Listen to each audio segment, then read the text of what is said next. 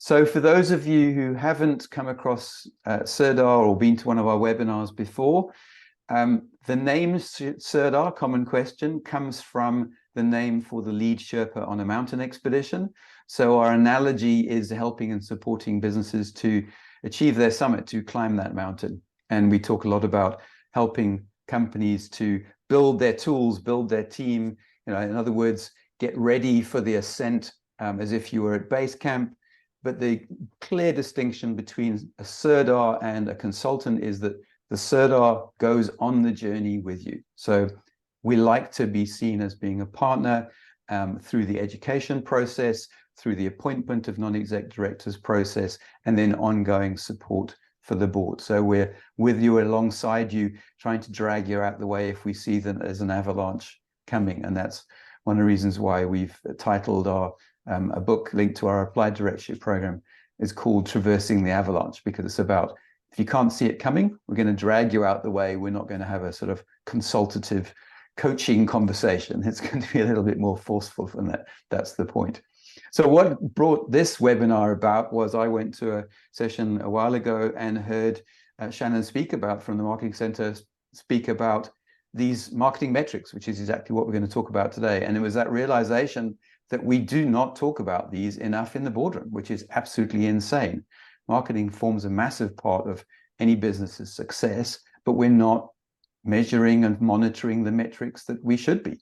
So that's where this came from.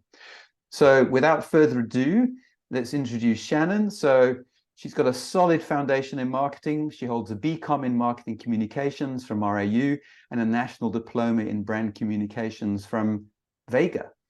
She brings over 2 decades of invaluable experience in the marketing landscape, having worked with both global agency and brand environments, as well as medium-sized South African businesses. And her title is Regional Director for Western Cape for the Marketing Center. So without further ado, Shannon, the show is yours.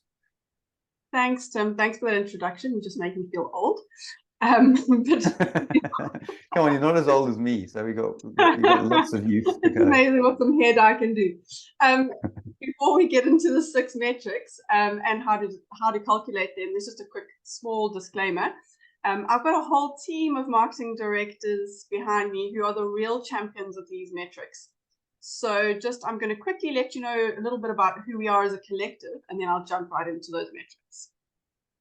Just quickly get back onto my navigation here. So just a little quick bit about the Marketing Center is that we are South Africa and the UK's largest and most experienced team of marketing leaders available on a part-time and therefore more affordable basis.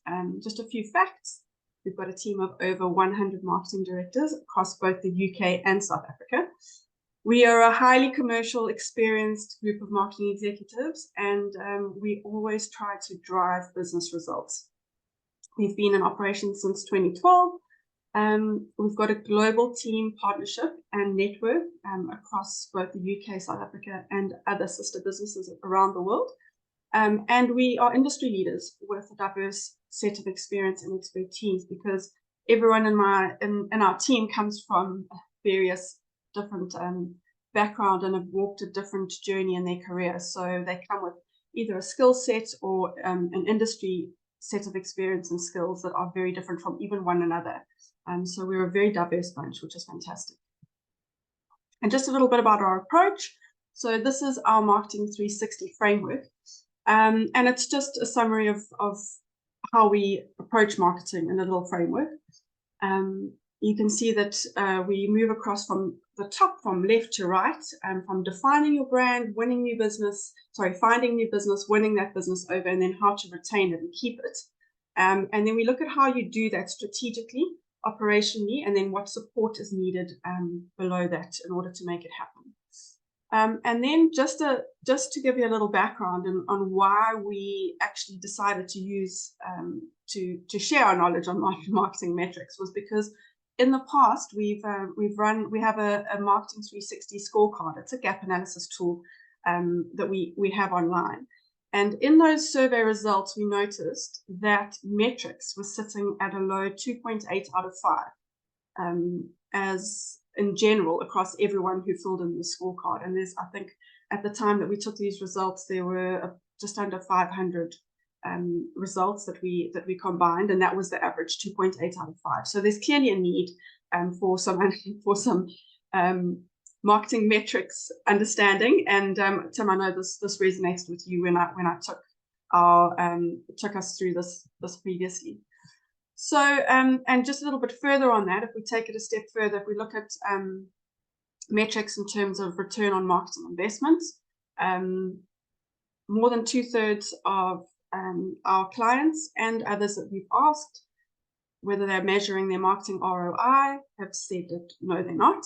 And then just even knowing what your marketing expenses is as a percentage of your revenue was just as dismally low. You can see those on the right hand side. So on that note, we'd just like to do a quick poll. It helps me to understand what kind of the level of metrics understanding as a base and foundation that I'm working with, so that I know how deep I need to go into the examples and how much I need to pull my team in. But yeah, if you could just let us know whether you're measuring any of the following: return on marketing investment, marketing expense as a percentage of revenue, customer lifetime value or CLV, cost per acquisition or CPA, your churn rate, and your customer retention cost. Thanks for that, Gavin.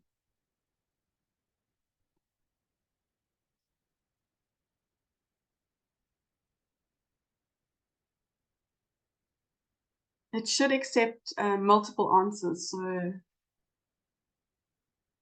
just pop those in.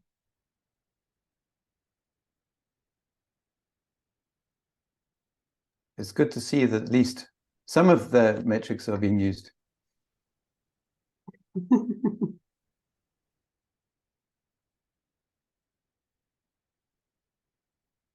Yeah, we're almost ready to pull up the results. Those who haven't answered, just if you don't know, then just put don't know, or if none of the above. Be good to get as full a representation of the people in the room as possible.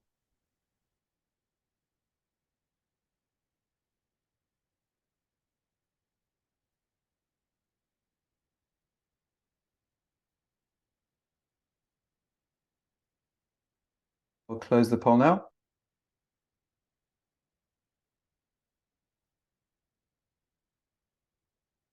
Fantastic. Brilliant. Thanks so much for sharing. So just the marketing expense as a percentage of sales, that's really high, which is great. Return on marketing investments, also nice and high. Customer retention costs sitting up there, cost per acquisition. There's so many of you that are measuring all of this that I think we can just log off. I'll send you the notes.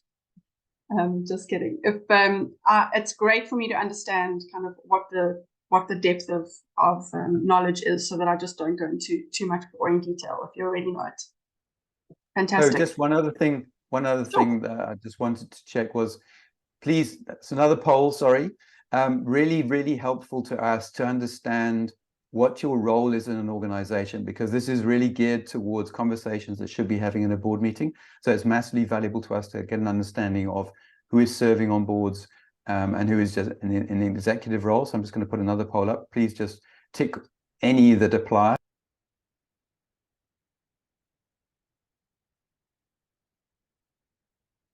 Thanks, Kevin.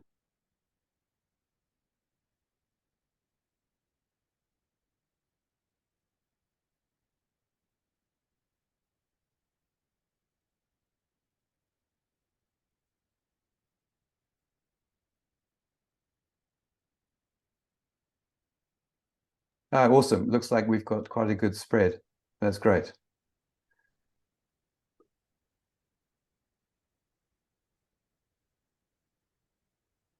Okay, I think we're pretty much all done. Thanks, Kevin. You can just end and publish that one. So we've got a good combination of CEOs and experienced non-exec directors, as well as a few experienced executive directors. That's great news. Thank you. Thanks everyone for your input. That's hugely valuable for us. So just before I get going, just there's a few points to keep in mind. Yeah, we just to note that we're doing this as these examples are a simple kind of demonstration that I will share. And if you have any examples of your own to add, please pop your hand up, or pop them into the chat. And if you've got any questions along the way, pop those into the chat. If we can stop and address them at the same time, we will do so. Otherwise, we'll just address any questions that are going to kind of take too much in-depth conversation, and we'll address those at the end, if that's okay. And then just lastly, we're going to look through all of these metrics and formulas through a marketing lens. So in marketing perspective. So please keep in mind kind of what the purpose of these are. I've presented these to a group of CFOs in the past, and I had to reiterate that this time, is that these are all through a marketing lens, and they are not kind of from a purely financial perspective. So and if you have any CA type questions, please save those till right at the end, so you don't put me into a cold sweat. Fab. I'm gonna kick off. We're going to move through these quite quickly, but I'll start, if I can just get onto the next slide. What some boardroom metrics are that we should be looking at. The first one is cost per acquisition. So how much investment does it take to win a new customer? The simple equation for that is the funds that are invested in winning customers divided by the number of customers that you've won.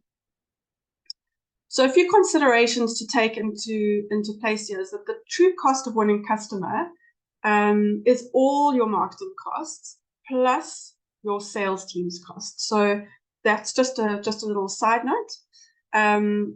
It might not be feasible to gather all this data on a regular basis, but we do recommend that you do it when you can. But also, and this applies to all of these metrics, rather be broadly right than absolutely wrong. So don't not measure anything at all if you don't have all of the facts together. Rather have a broad direction and broad strokes than have nothing at all. In terms of your customer lifetime value, as our second metric, how much is your customer worth while you have them? That's also an important note as while you've got them. So it's not just about how much it costs to win that customer over, but how long, how much is it worth for that time frame that you have them? So customer lifetime value is your total revenue that you expect each new customer to contribute. And again, here, this is broad strokes, that you expect them to contribute. So there will be some percentage and averages that you'll need to apply to this, multiplied by the average number of years that they'll buy from you. Again, you're going to need to put some, in order to predict the future, you're going to have to make some assumptions here, but it's quite easy to look at this in retrospect. Then you multiply that by the percentage of your profit margin. So if we jump into a quick example, this is a fictitious business called My Business Limited. It's based on one of our clients. A business providing audit and advice services to small businesses, and it makes a 20% profit margin. So if you've got 40 customers spending an average of 100,000 Rand a year, and they typically stay with you for 5 years, the business invests 100,000 Rand in maintaining your website. They hire a marketing agency, spend another 200,000 on that. They've got a marketing manager for 400K, and assuming that these are all year-on-year costs. They win 10 new customers per year due to their marketing efforts, and they unfortunately lose 5 customers for various reasons, and 2 of the new customers over the whole year period. So the CPA is measured by taking your marketing spend divided by the number of new customers. So you add it all up, divided by the number of new customers, which is 10, and you get to 70,000 Rand per customer. Okay, to then look at your CLV, or customer lifetime value, you take your total earned from your customers during their lifetime, divided by the number of years, and then you look at your profit margin and you get to 100,000 Rand. Everyone's still with me? Any questions? Anyone got any examples to note on that before I move on? Speak now. It's quite difficult for me to look at the chat at the same time. So Tim, you just stop me in my tracks and I'll stop. Oh, you're on mute.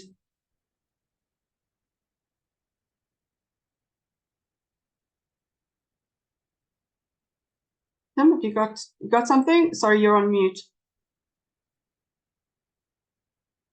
We're all good.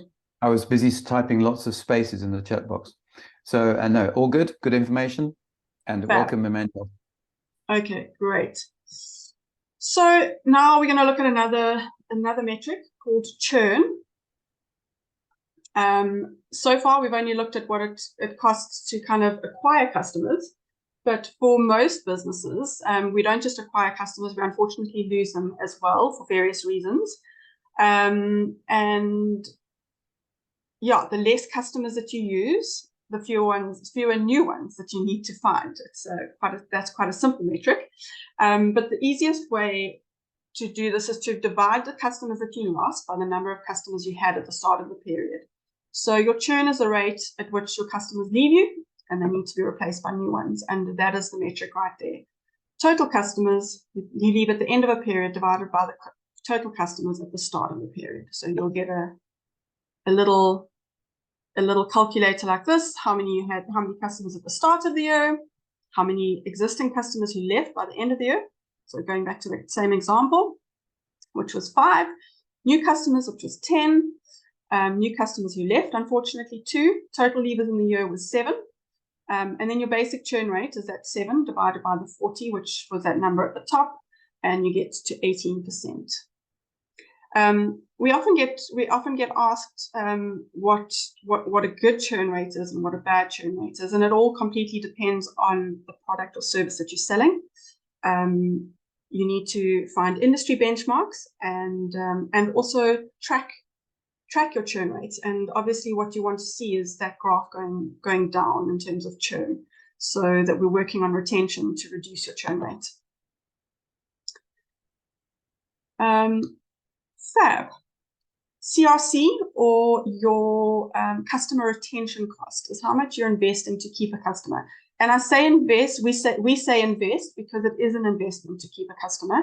And we'll see that shortly in a graph that I'm going to show you. It's so much more expensive to get a new customer or client than it is to retain your existing ones. So a simple calculation is just what you invest in retention divided by the number of customers you retain. Let's take a practical look at that with the calculator. So our total marketing spend in our example was 700K. And then, if possible, include your sales figures as well. Through conversations and planning, we determined that 20% of this was spent on retention activities, which is then 140,000. The number of customers retained was 43. And considering we had 40 customers, remember that number from the previous slide, of which 5 left 35 existing customers and 10 new customers, of which 2 left, leaves 8. So we've got 43 in total. So if you look at that number, the 140 divided by your 43, you've got a 3,255 Rand is what you are paying or investing to keep your customers. Fab. So yeah, moving on. Just a point, Shannon, on that one, I think. Sure. Sorry, from a board perspective, I really don't think, certainly on the boards that I'm serving on, we haven't discussed that enough. So that's definitely one of my big takeaways from going through this before, was if we don't understand churn rate, I think most companies have some idea what churn rate is, but it doesn't feel to me like enough companies are seriously considering the difference between the customer acquisition cost and the customer retention cost, because that drives strategy. Where are we focusing our time, our money? Absolutely. And once you've identified that there's a potential benefit of having a strategy around your retention, if you realize that number's really low or really high, you can tweak a strategy accordingly. And we've had great success in the past where our marketing directors have come into businesses where they've seen that there is no retention strategy. And it's a quick win because those are already converted clients. And so yeah, we'll look at another metric shortly that's gonna solidify that, because it's just so much more cost effective to focus on retaining your clients than it is to keep trying converting new ones.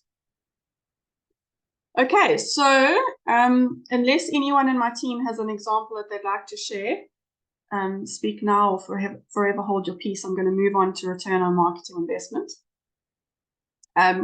because this is one that everyone wants to know. I have yet to speak about return on marketing investment with a new client and not see their eyes light up. No one wants marketing to be a big black hole. There are no CFOs or FDs out there or business leaders who want marketing to be a big black hole and not know what they're getting in return. Even if you're doing short bursts of marketing or your marketing spend is not very high, you still want to know that what you're investing has a return and whether what you're doing is working at the end of the day. Not very many of us are charities. Most of us are wanting to make a profit.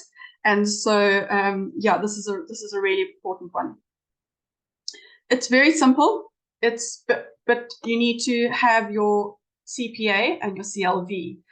So that's why these marketing metrics, it's so important that they all work hand in hand. So it takes your lifetime value of customer and you divide it by the cost to acquire that customer, and you have your return on marketing investment. So if we carry on with our example, the CLV was 100,000 Rand. The CPA, cost per acquisition, was 70 per customer, and your return on marketing investment is therefore 143%. So if you translate that into rands, for every 1 Rand spent on marketing, the return is 1.43 Rand. Okay, so it completely depends on your business and whether these metrics are good or bad, because you could have a really transactional business or a non-transactional business, and it all completely depends. There's no cookie cutter approach with this stuff. But more importantly, here you can see how time impacts retention and churn. The graph on the right, you can see that the pink is the CPA and the turquoise or blue is customer lifetime value, with the line, that pink line going up the middle, indicating the increase in your return on marketing investment. So if you can get your customers to stay 10 years rather than 5, your return on marketing investment doubles. But if a customer only stayed for 2 years, the return would be negative.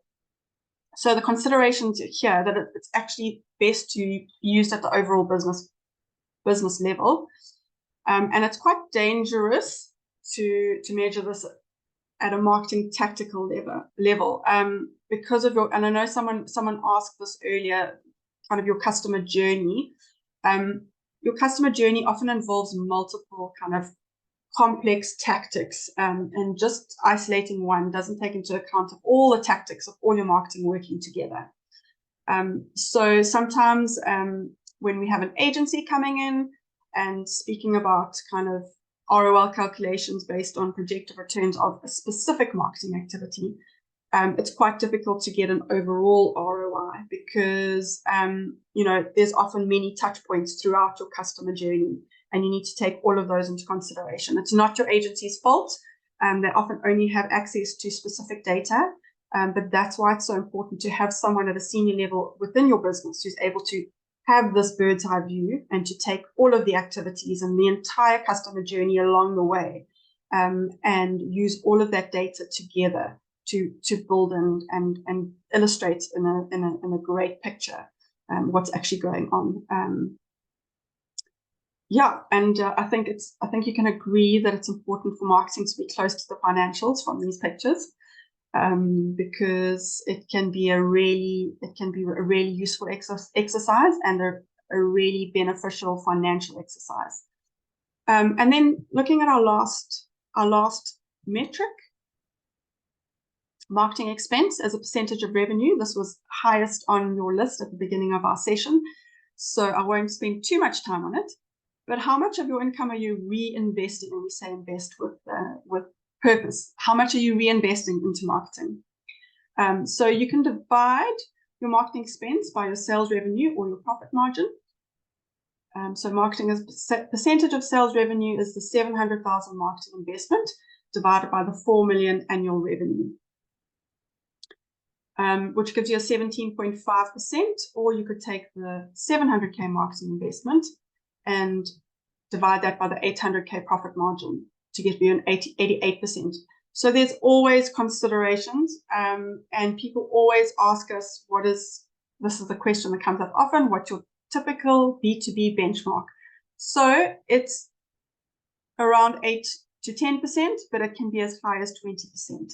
So if you're in a fast growth mode, or if you have a situation where you have realized that there is a huge value, and this is often in the online space, where we have a buyout kind of strategy, where we have a very measurable marketing spend versus sales ratio, and that's really high.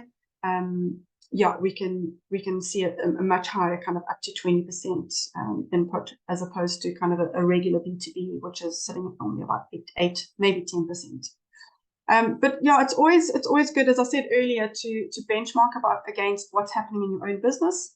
Have a look at what's happening in the industry and what those benchmarks are. But if you're looking at the numbers and you can see that the more you invest, the more you get, there's a positive ratio going there, then it's a no-brainer. Keep that trend going in the right direction. Shannon, there was a couple of questions that have come up so far. Do you want to take them now? One is from Fikile. In an insurance context, is broker fee percentage the same or related to cost per acquisition? So again, you can't apply a cookie cutter approach, because each industry is going to be different and have its own kind of set of expenses that are industry specific. But you could do it with and without. I would compare those costs and perhaps see how much that broker fee is affecting your cost per acquisition, because there might be a change in tactic that needs to happen there, and see what that percentage is that they're actually costing, and whether that's worthwhile, whether that can be reduced, whether there's a better way of doing it. So I think there are a whole bunch of conversations that you can have around that. Cool. Fikile, does that answer your question? And you can unmute and ask any other points if you like.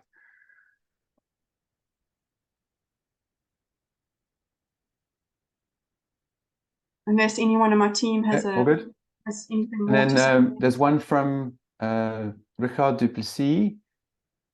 How do you differentiate between normal M&S expenditure and expenditure to retain customers? Good question, thanks.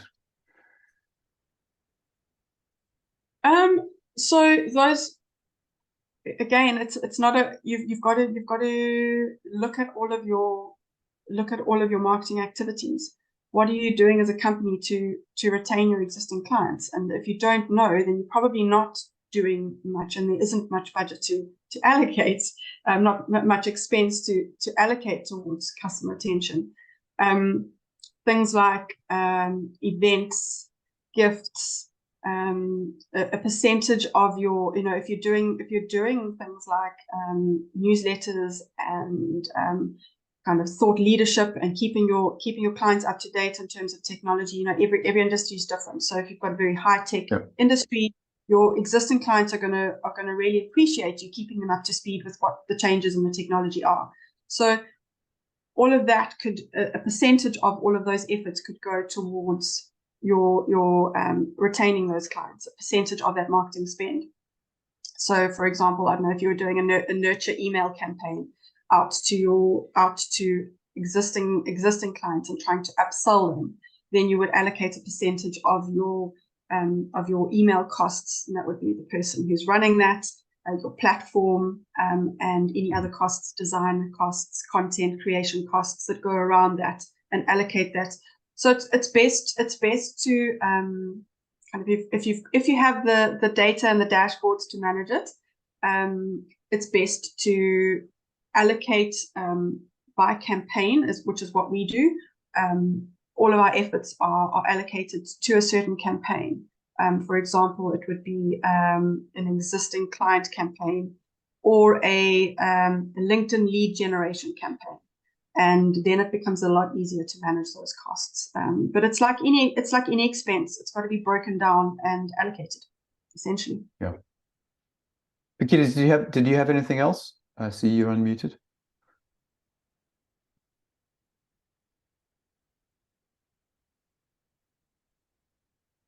Okay, no. And then Deline, are there any recommended tools to manage this effectively?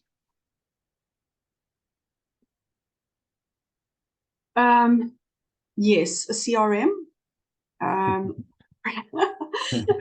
Preferably one that's integrated into various other platforms, including your financial platform. We, as a business, within the marketing center, we've become quite big advocates, not because we get any kickbacks, but just because we use it ourselves. We've become quite big advocates for HubSpot. We found it to be really, really useful. There is a bit of a threshold where you need to be of a certain business size for it to be affordable and for that to be a worthwhile investment. But if your business is large enough to warrant having something like HubSpot in it, by all means, you can integrate your marketing campaigns you can integrate marketing with sales. There are social media reports.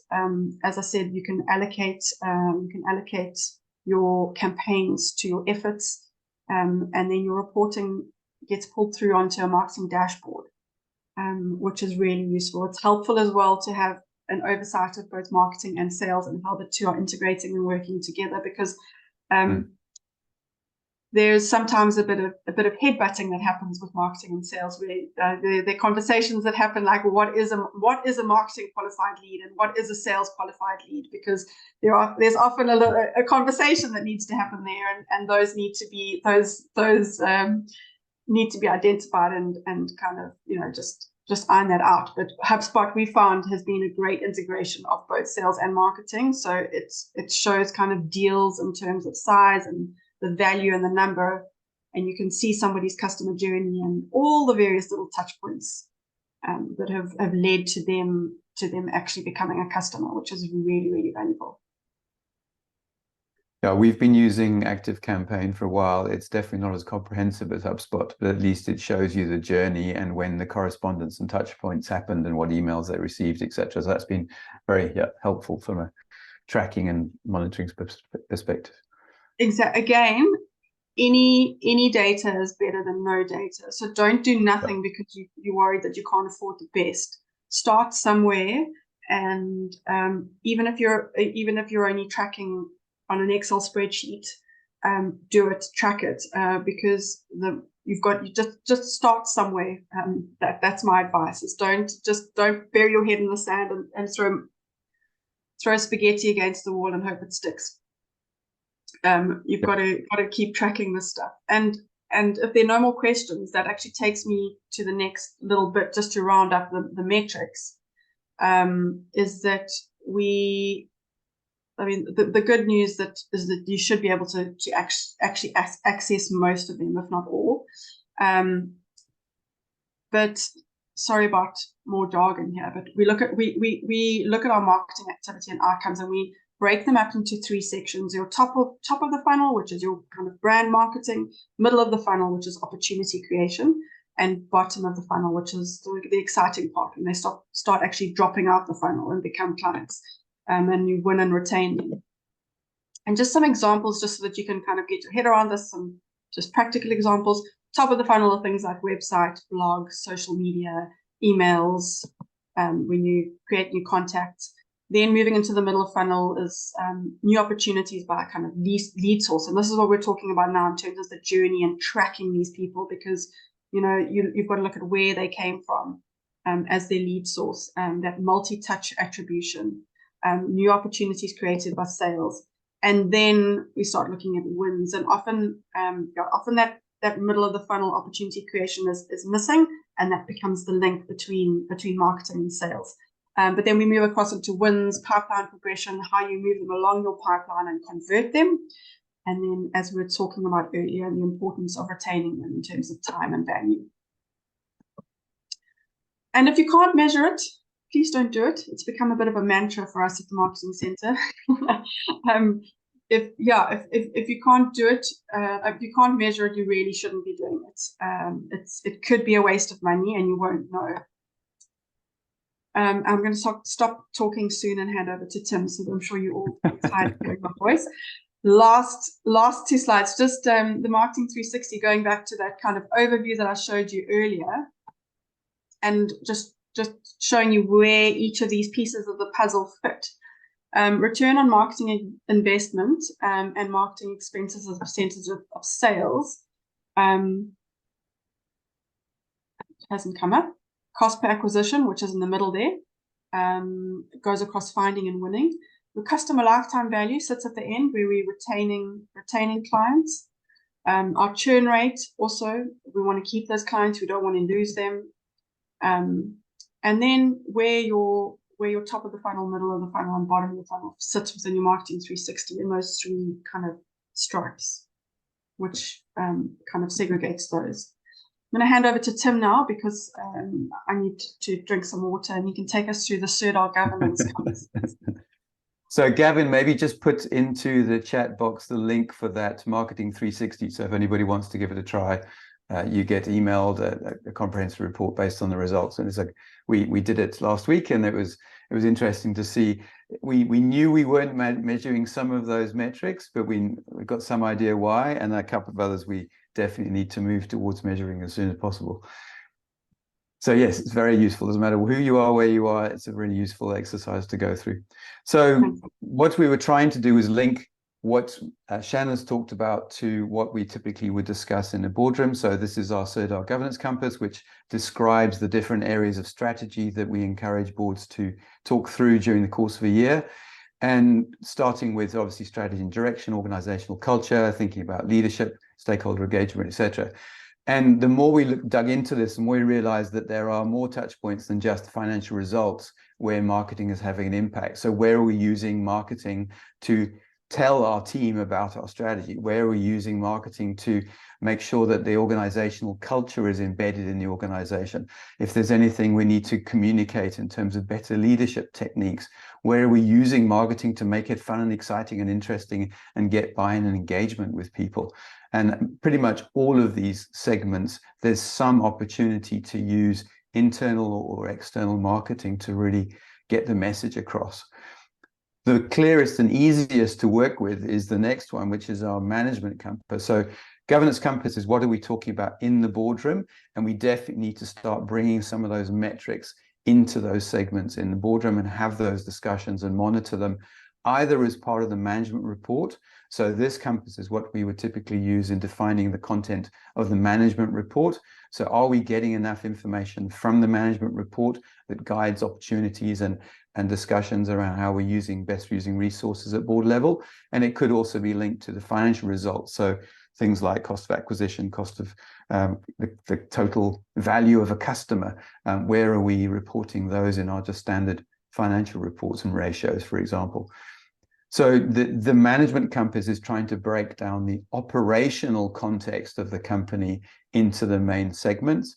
And the third piece, which we're not going to talk about now, but we talk a lot about on our training programs, is the profiling tool we use called Contribution Compass, which helps us identify if someone is in the right role. And when we're building a board, we want to make sure we have a blend of profiles so that we're looking outwards in all the directions, looking inwards in all the directions. We're not missing anything important. So maybe just pop up that slide, Shannon, of how the management or the different segments of management tie into all of this stuff that you've been talking about earlier. So you can see immediately when we put it together like this, like, whoa, okay, there are so many touch points we need to be considering. This is not just a branding, marketing, and sales conversation. It's anything and everything to do with what we're doing as an organization. There is some kind of touch point with in a marketing context. So yeah, I hope, if nothing else, this is just an eye-opener. Go, okay, we're not thinking of this in a broad enough way. We need to go and do some work and start bring that into our organizations as a whole. So yes, there's a portion lead gen, identifying market. If we don't really clear on who our market is, how do we innovate, what are they looking for, etc. That's definitely not going to link into good lead generation. We've got the sales process, that's fairly straightforward, getting the message out. We're all used to that kind of context of marketing.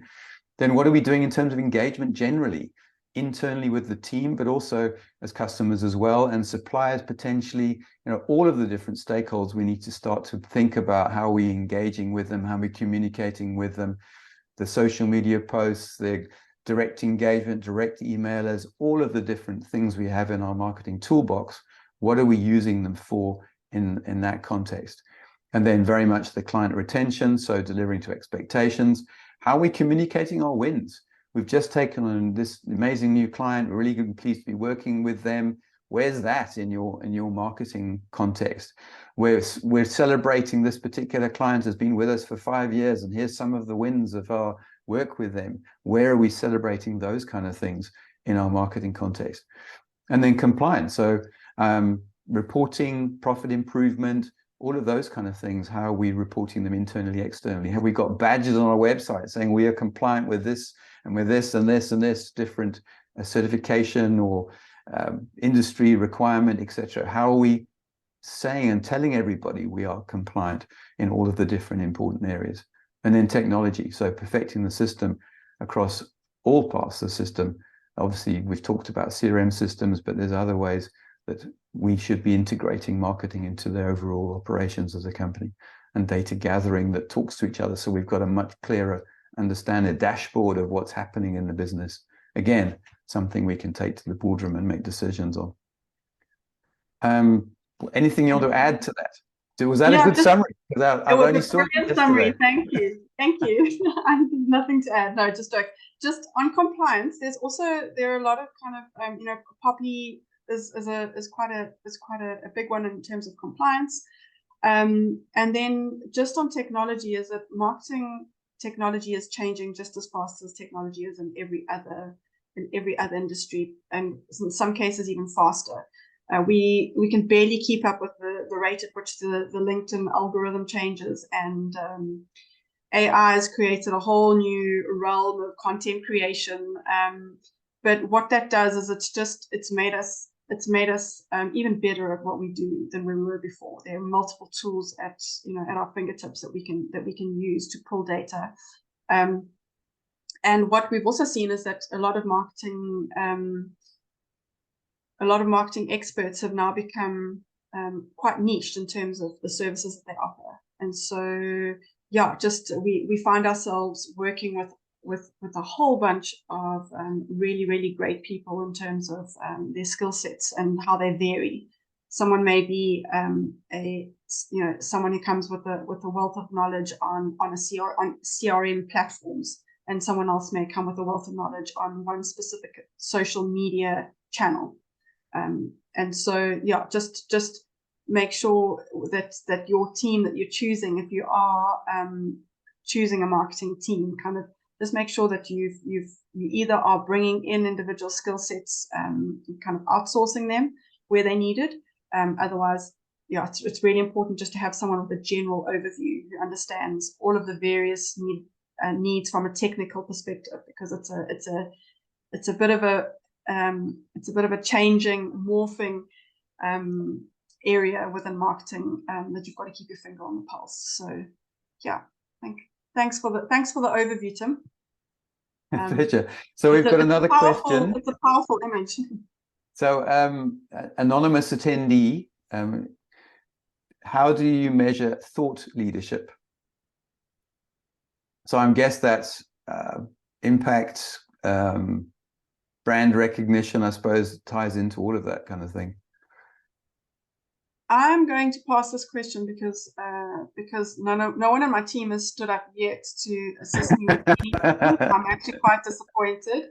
I heard some. I can't actually even see anyone. I'm still in presentation mode, but I heard some welcoming Kath, and she's in my team here in Cape Town. So I'm gonna. So yeah, the ones I know of is Kath and Kim. I'm not sure who else there is in the audience that can help you.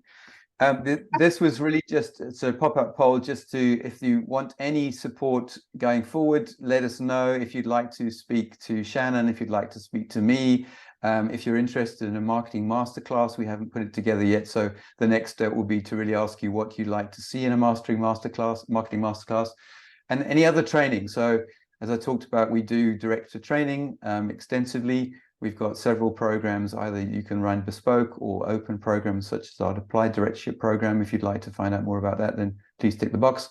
And yes, if this was useful, then, and you have no other requirements, then yes, it's always good to know that the presentation added value. So please tick the thank you for the presentation box.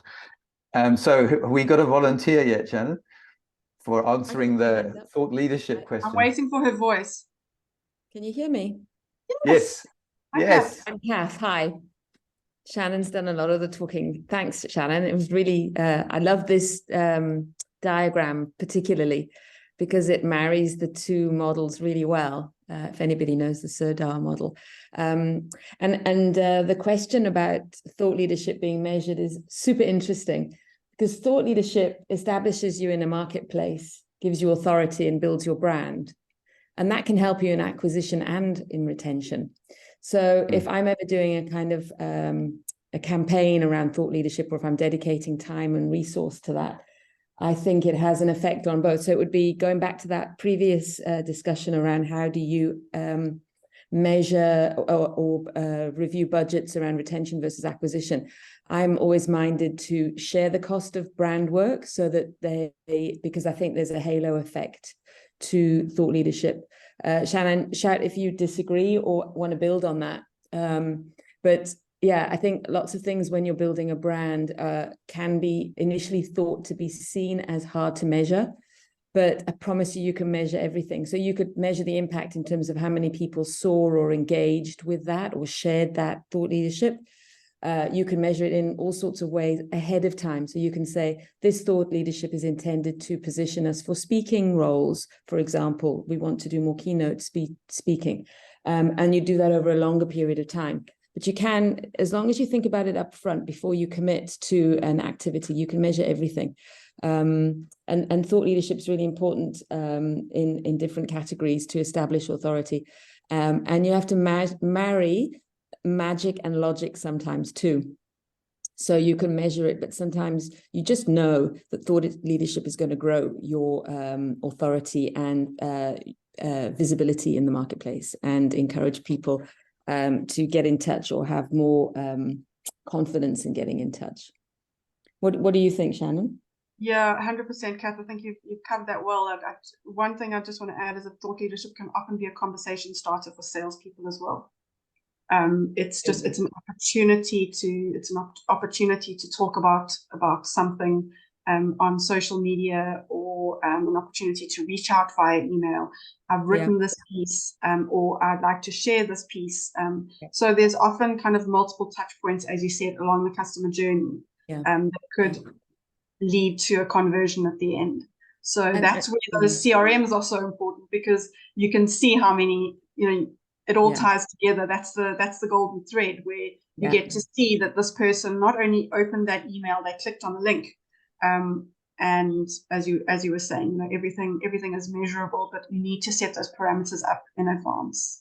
Yeah, absolutely. And that's why I think it's fairer to allocate that cost 50-50. And you made a good point, Shannon, about sometimes the tactics are hard to measure, but this, it all plays its part, right? It's part of the CRM, it's part of acquisition, part of retention.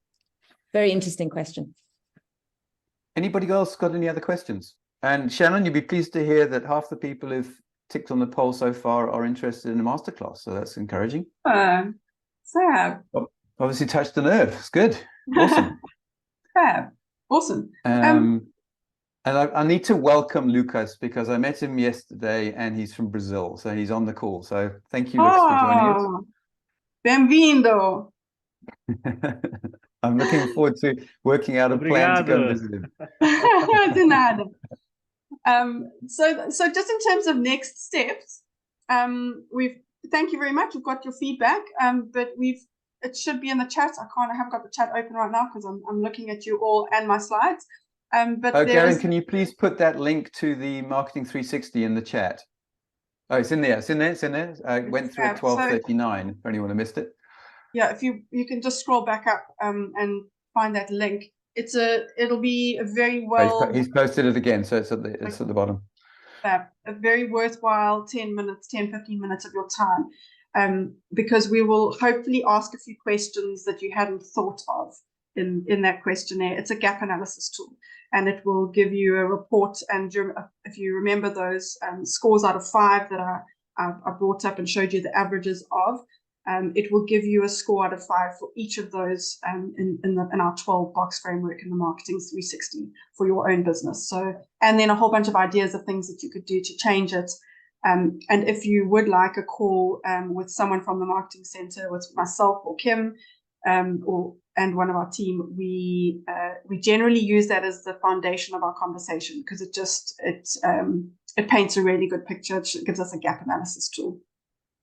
Yeah, and if anybody has any questions, so I don't think I mentioned at the beginning, but I'm senior partner and one of the senior partners at Serdar. I've been with the company since 2013, and I'm originally from the UK, which is where I've got the mixed accent. But just drop me an email if you've got any questions, just want to chat about something related to governance, boards, taking your business to the next level. By all means, happy to help. And if you'd like a proper meeting to go through something specific, then let me know and we can arrange a call.